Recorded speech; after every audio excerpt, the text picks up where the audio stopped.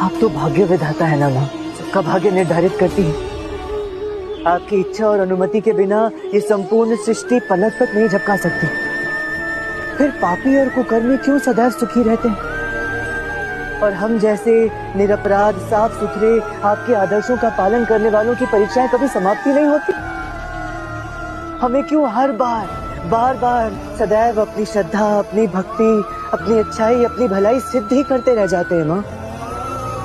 ये सारे कष्ट, ये धिक्कार, ये तिरस्कार, ये ठोकरें, ये घृणा, ये हमारे हिस्से क्यों आते हैं माँ? लंकापति रावण, संसार का सबसे अहंकारी और शक्तिशाली मानव, वो भी तो सुखी ही समझता था ना स्वयं को। पर परिणाम क्या हुआ? अहंकार और मद के नशे में चूर एक ऐसा राजा हिरण्यकश्यप, जो भगवान की मूर्तियों को तोड़कर स्वयं को भगवान घोषित कर चुका था। उसे भी यही लगता था कि उसका कोई कुछ नहीं बिगाड़ सकता। वहाँ अमर है, अजर है, अमिट है, उन्हें कोई नहीं मार सकता। पर क्या उसे पता था कि उसी के घर के एक कोने में एक सूखी घास का ढेर है जिसमें एक छोटी सी चिंगारी सुलग रही है। उसका अंत उसी के घर में जन्मा, विष्णु भक्त प्रहलाद के रूप में। अर्थात जितना बड़ा अहंकार उतना बड़ा सर्वनाश, जितने बड़े कुकर्म उतना बड़ा श्राप। अब ये सारी परीक्षाएं केवल उन्हीं व्यक्तियों के जीवन में क्यों आती हैं जो सदात्मा है, निष्पाप है, निष्कलंक है? प्रभु श्री राम सबसे बड़ा उदाहरण।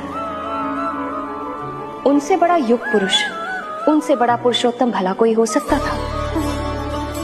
किंतु उनकी परीक्षाएं कभी समाप्त ही नहीं हुई। एक जाती रही, दूसरी आती रही। वे तो स्वयं भगवान थे, उन्हें क्या आवश्यकता थी इतने कष्ट भोगने की, इतनी परीक्षाएं देने की? पर उन्होंने ये सब सहा क्योंकि वो जानते थे कि कोई भी अपनी नियति से नहीं भाग सकता और एक राजा का कर्तव्य उनकी नियति थी, जिसे निभाना उन्होंने अपना परम धर्म समझा। उदाहरण बने कि जब प्रभु श्री राम जैसे परम पुरुष, परमवीर धनुषधारी नियति का सम्मान करके उसका अनुसरण कर सकते हैं, तो रामा क्यों नहीं? परीक्षाएं मनुष्य के भीतर के अहंकार, मनुष्य के भीतर के रावण पर नियंत्रण रखती है रामा, जिसका अंत सदैव कल्याणकारी ही होता है।